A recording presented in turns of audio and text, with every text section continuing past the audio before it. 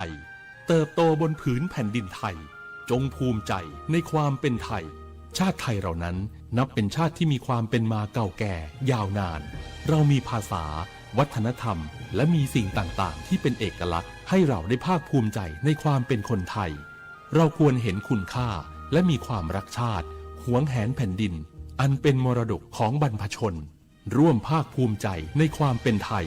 โดยสำนักประชาสัมพันธ์เขต 3 กรมประชาสัมพันธ์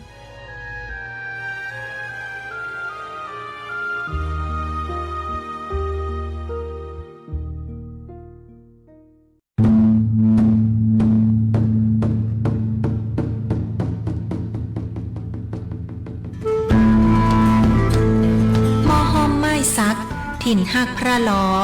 จ่อแฮสีเมืองหรือเลื่องแพะเมืองผีขนแป่นี่ใจงามเจ้าจังหวัดแป่ขอต้อนรับนักท่องเที่ยวทุกท่านตีมาเยือนหมู่เฮาด้วยความยินดียิ่งเจ้า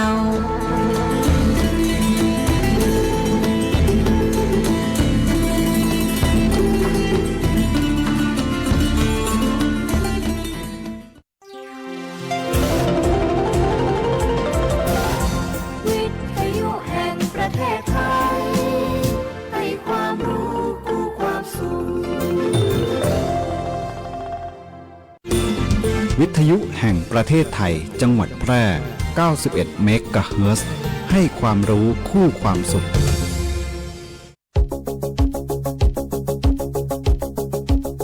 ข่าวสารฉับไวใกล้ตัวบริการทันใจร่วมแรงร่วมใจงานบ้านงานบุญประกวดราคาโปร่งใสและติดตามสภาพอากาศประจำวันโดยทีมข่าวสวทแพร่ FM 91 เมกะเฮิรตซ์ สถานีข่าวดี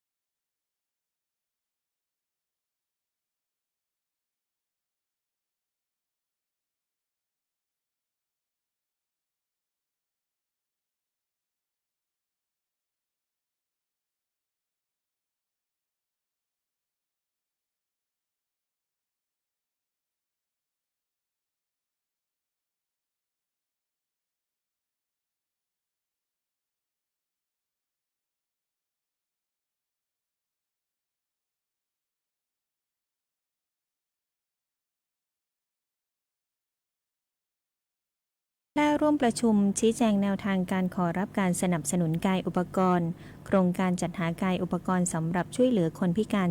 72,000 ชุดเฉลิมพระเกียรติพระบาทสมเด็จพระเจ้าอยู่หัว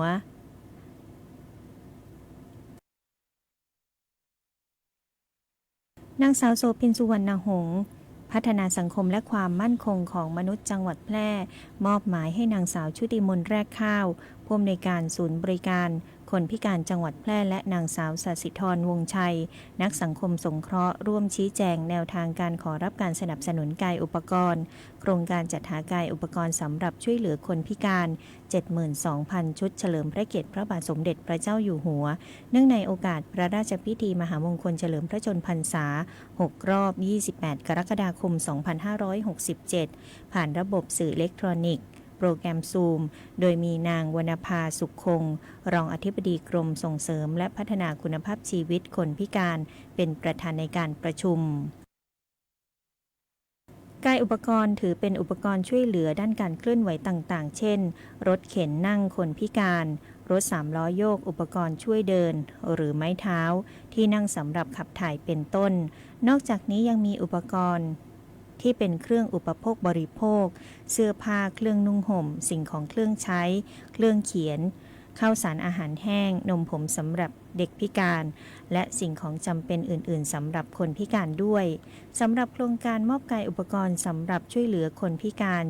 72,000 ชุดเฉลิมพระเกียรติพระบาทสมเด็จพระเจ้าอยู่หัวเนื่องในโอกาสพระราชพิธีมหามงคลเฉลิมพระชนมพรรษา6 รอบ 28 กรกฎาคม 2567 เป็นโครงการที่จัดขึ้นเพื่อเทิดพระเกียรติพระบาทสมเด็จพระเจ้าอยู่หัวที่ทรงมีพระกรุณาธิคุณต่อประชาชนชาวไทยซึ่งเป็นหนึ่งใน10 โครงการในนามรัฐบาลที่น้อมนำแนวพระราชดำริพระราชปณิธานและพระบรมราโชบายเกี่ยวกับการพัฒนาคุณภาพชีวิตของประชาชนให้อยู่ดีมีสุขมาสู่การปฏิบัติโดยให้กระทรวงการพัฒนาสังคมและความมั่นคงของมนุษย์ดำเนินการให้เป็นไปด้วยความเรียบร้อยและสมพระเกียรติทุกประการดำเนินการค้นหาคนพิการที่มีรายได้น้อยประสบความเดือดร้อนเข้าไม่ถึงสิทธิสวัสดิการให้ได้รับกายอุปกรณ์และเครื่องช่วยความพิการตามความต้องการและความเหมาะสมต่อสภาพความพิการของแต่ละบุคคลส่งผลให้คนพิการสามารถใช้ชีวิตประจำวันได้อย่างปกติและสามารถเข้าร่วมกิจกรรมต่างๆทางสังคมได้อย่างเท่าเทียมกับบุคคลทั่วไปนำไปสู่การพัฒนาคุณภาพชีวิตที่ดีขึ้นและยกระดับคนพิการที่มีศักยภาพให้ได้รับการจ้างงานสร้างอาชีพสร้างรายได้ซึ่งต้องขอความร่วมมือทุกหน่วยงานดำเนินการจ้างงานคนพิการให้เป็นไปตามกฎหมายกำหนดเพื่อทำให้คนพิการได้มีคุณภาพชีวิตที่ดีและสามารถพึ่งพาตนเองได้ซึ่งกายอุปกรณ์เป็นเครื่องช่วยความพิการถือเป็นส่วนหนึ่งที่สามารถทดแทนสิ่งที่คนพิการขาดหายและทำให้คนพิการได้มีฐานะจนสามารถเข้าถึงบริการของรัฐได้อย่างทั่วถึงจึงนับได้ว่าเป็นโครงการที่มีประโยชน์อย่างยิ่งรวมทั้งเป็นหนึ่งในการแสดงความจงรักภักดี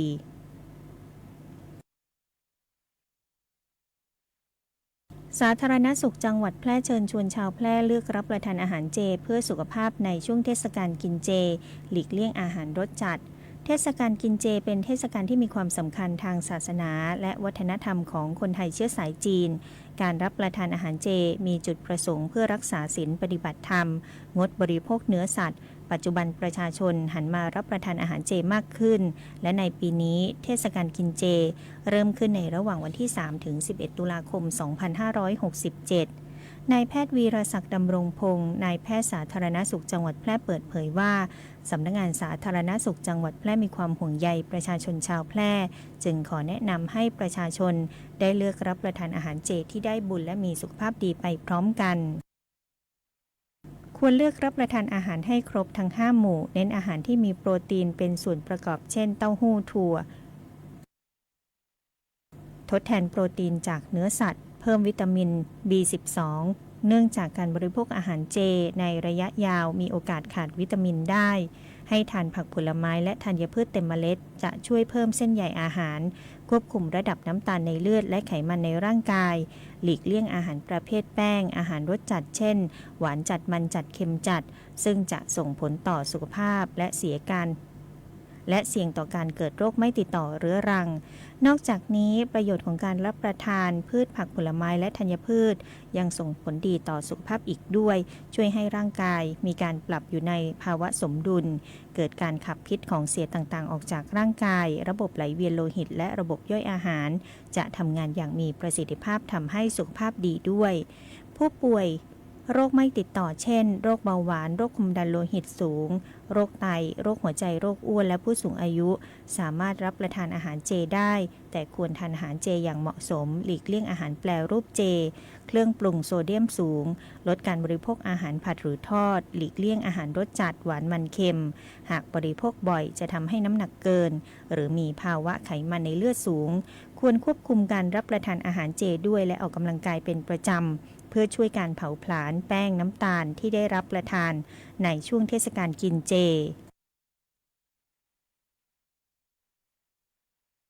ครม.อนุมัติจ่ายเงินช่วยเหลืออุทกภัยแบบเหมาจ่ายครัวเรือนละ 9,000 บาทครม.มีการเห็นชอบการทบทวนหลักเกณฑ์เงื่อนไขและวิธีการจ่ายเงินช่วยเหลือผู้ประสบอุทกภัยในช่วงฤดูฝนปี 2567 ตามที่กระทรวงมหาดไทยโดยกรมป้องกันบรรเทาสาธารณภัยได้เสนอซึ่งสาระสำคัญเป็นการปรับปรุงหลักเกณฑ์เงื่อนไขเดิมที่ครม.เคยมีมติเห็นชอบเมื่อวันที่ 17 กันยายน 2567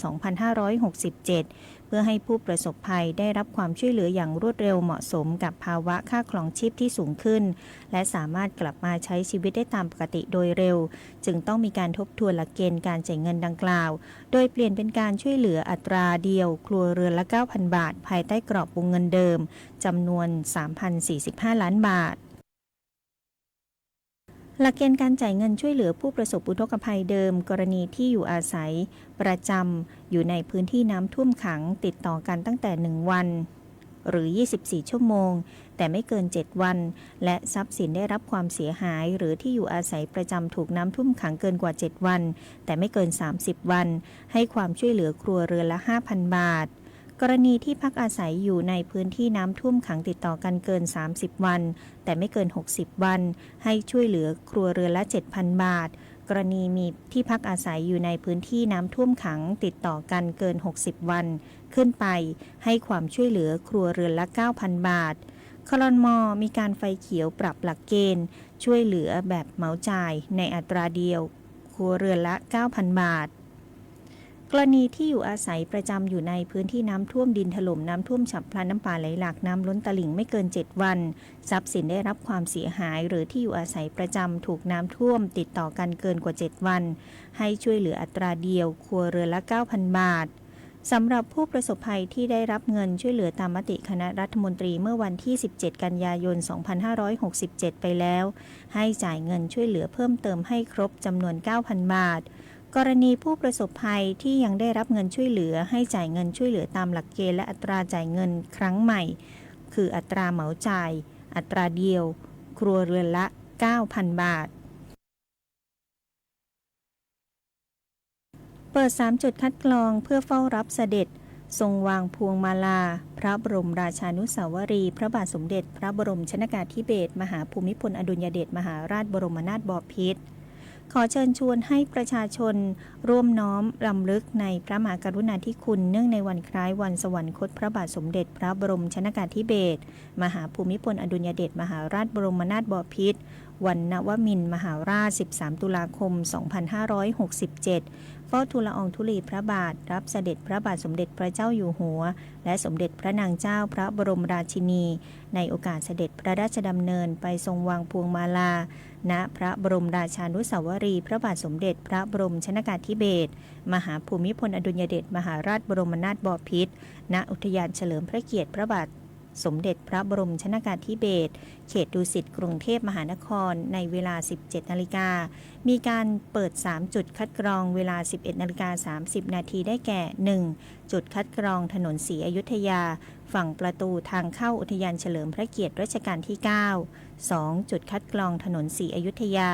ฝั่งวัดเบญจมบพิตรและ 3. จุดคัดกรองถนนพระราม 5 ฝั่งอุทยานเฉลิมพระเกียรติรัชกาลที่ 9ในการนี้อุทยานเฉลิมพระเกียรติพระบาทสมเด็จพระบรมชนกาธิเบศรมหาภูมิพลอดุลยเดชมหาราชบรมนาถบพิตรจะเปิดให้ประชาชนได้เยี่ยมชมในวันที่ 13 ถึง 14 ตุลาคม 2567 โดยจะมีบทเพลงขับกล่อมจากวงดนตรี4เหล่าทัพไปจนถึงเวลา 21 นาฬิกาหนูเห็นพระองค์นะคะทรงเล่นกีฬาหลายชนิดเลยค่ะในหลวงก็ทรงปั่นจักรยานพระราชินีก็ทรงเรือใบทรงกีฬาไอซ์ฮอกกี้ด้วยค่ะ หนูเห็นแล้วทำให้หนูตั้งใจที่จะออกกำลังกายอย่างสม่ำเสมอ เพื่อสุขภาพร่างกายที่แข็งแรงค่ะ พระองค์ยิ่งทรงนำทัพนักกีฬาไทยเราไปแข่งขันกีฬาในระดับสากลหลายชนิดกีฬาทั้งกีฬาขี่ม้ากีฬาแบดมินตันซึ่งเป็นแรงบันดาลใจที่ดีมากๆให้กับเด็กและเยาวชนค่ะ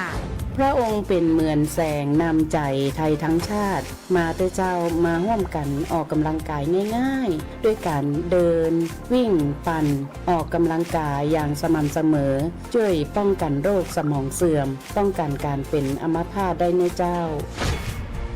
สถาบันพระมหากษัตริย์ศูนย์รวมจิตใจของคนไทยทั้งชาติสำนักประชาสัมพันธ์เขต 3 กรมประชาสัมพันธ์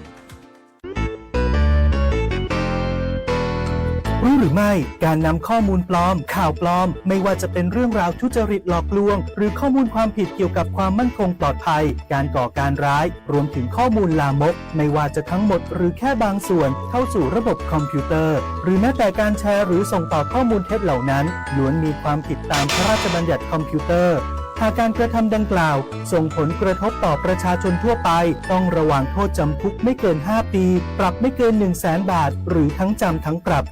รู้อย่างนี้แล้วเช็คให้ชัวร์ก่อนแชร์อย่าเชื่อจนกว่าจะรู้ความจริงด้วยความปรารถนาดีจากสำนักประชาสัมพันธ์เขต 3 กรมประชาสัมพันธ์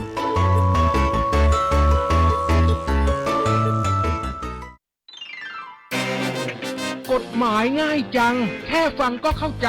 โดยสำนักงานกิจการยุติธรรมตอนโลกโซเชียลมีพิษแชร์ผิดชีวิตเปลี่ยนน้ำใบมะกรูดผสมน้ำมันหมูสามารถทำให้คนตายเนี่ยฟื้นกลับมาแข็งแรงต้องแชร์นี่อะไรเนี่ยใบมะขามเทศผสมน้ำผึ้งถูฟันแล้วขาวขึ้นจนแสบตาแชร์โอ้โหน้ำหมักขยะอินทรีย์สดวันละ1 เป๊กมะเร็งหายทั้งยวงแชร์แม่คะไม่ได้นะแชร์ข่าวมั่วไม่รู้ข่าวจริงข่าวปลอมแบบนี้มีสิทธิ์ติดคุกทั้งโดนปรับเงินเยอะเลยนะคะก่อนแชร์ต้องดูให้ดีๆนะคะข่าวปลอมพวกนี้มีเกลื่อนโลกโซเชียลเลยค่ะเข้าใจนะคะว่าเราต่างหวังดีกับคนใกล้ตัวถ้ามีคนเชื่อแล้วทำตามจริงๆมันจะกลายเป็นหวังดีประสงค์ร้ายได้นะคะคนที่แชร์ข่าวปลอมต่อก็อาจจะถูกแจ้งความเพราะเข้าข่ายกระทำผิดกฎหมายต้องโดนลงโทษจำคุกไม่เกิน5 ปีและปรับเงินไม่เกิน 100,000 บาทค่ะหรือทั้งจำคุกทั้งปรับเงินเลยนะคะฉะนั้นเราต้องตรวจสอบว่าข่าวที่ได้รับมาถูกต้องหรือไม่ก่อนที่จะแชร์ให้ใครต่อใครนะคะจริงเหรอวิไลหลังจากนี้แม่ต้องเช็คข่าวให้ดีก่อนแชร์แล้วล่ะขอบใจลูกมากนะเดี๋ยวแม่ไลน์ไปบอกเพื่อนๆเอาไว้ด้วยแม่คะอย่าลืมไปยกเลิกที่แชร์ไปเมื่อกี้ด้วยนะคะแม่ใช่แม่ลืมเลยนะเนี่ยเกือบซวยแล้วไม่ล่ะหากสงสัยเรื่องกฎหมายหรือได้รับความไม่เป็นธรรมติดต่อสำนักงานยุติธรรมจังหวัดทั่วประเทศหรือโทรสายด่วนยุติธรรม1111กด77นะ จะบอกให้ มาติดตามพยากรณ์อากาศจากสถานีอุตุนิยมวิทยาแพร่ประจำวันพุธที่ 9 ตุลาคม พุทธศักราช 2567 บริเวณความกดอากาศสูงหรือมวลอากาศเย็นที่ปกคลุมในภาคเหนือตอนบนภาคตะวันออกเฉียงเหนือตอนบนมีกำลังอ่อนลักษณะเช่นนี้ทำให้บริเวณดังกล่าวยังคงมีอากาศเย็นในตอนเช้าในขณะที่มีลมฝ่ายตะวันออกพัดนำความชื้นจากทะเลจีนใต้อ่าวไทยเข้ามาปกคลุมภาคตะวันออกเฉียงเหนือตอนล่างภาคกลางกรุงเทพมหานครปริมณฑลและภาคตะวันออกลักษณะเช่นนี้ทำให้ภาคกลางตอนล่างรวมถึงกรุงเทพมหานครปริมณฑลภาคตะวันออกมีฝนตกหนักในบางแห่งขอให้ประชาชนบริเวณประเทศไทยตอนบนดูแลรักษาสุขภาพเนื่องจากอากาศที่เปลี่ยนแปลงพยากรณ์อากาศบริเวณภาคเหนืออากาศเย็นในตอนเช้าทางตอนบนของภาคมีฝนร้อยละ60ขออภัยค่ะมีฝนฟ้าคะนองร้อยละ10ของพื้นที่ส่วนมากบริเวณจังหวัดแม่ฮ่องสอนเชียงใหม่ลำปางตากกำแพงเพชรพิษณุโลกและเพชรบูรณ์อุณหภูมิต่ำสุด21 ถึง 26 องศาอุณหภูมิสูงสุด32 ถึง 35 องศาลมตะวันออกความเร็ว10 ถึง 15 กิโลเมตรต่อชั่วโมงพยากรณ์อากาศบริเวณจังหวัดแพร่ฝนฟ้าคะนองเล็กน้อยบางแห่งทัศนวิสัย 5-8 กิโลเมตรลมตะวันออกเฉียงใต้ความเร็ว 10-15 กิโลเมตรต่อชั่วโมง อุณหภูมิสูงสุดที่สถานีอุตุนิยมวิทยาแพร่วัดได้ 35 องศา อุณหภูมิต่ำสุดเมื่อเช้าวันนี้วัดได้ 24.4 องศา คาดว่าอุณหภูมิสูงสุดบ่ายวันนี้ประมาณ 35 องศา และอุณหภูมิต่ำสุดเช้าพรุ่งนี้ประมาณ 24 องศาเซลเซียส วันนี้ดวงอาทิตย์ตกเวลา 18:02 นาที วันพรุ่งนี้ดวงอาทิตย์ขึ้นเวลา 6:12 นาทีค่ะ จบการนำเสนอข่าวท้องถิ่นขับรถอย่าใจร้อนเอื้ออาทรต่อเพื่อนร่วมทางพิรุณพรแสงสร้อยอ่าน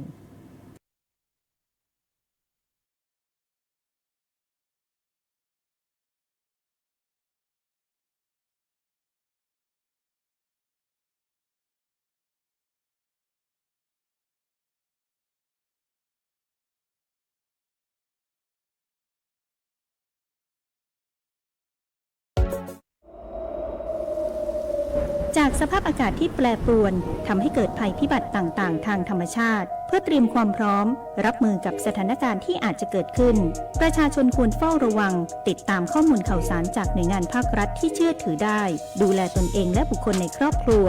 ต้องการความช่วยเหลือด่วนแจ้งเหตุมาที่กองอำนวยการป้องกันและบรรเทาสาธารณภัยจังหวัดแพร่โทร 054-533-680 หรือสายด่วนปพ 1784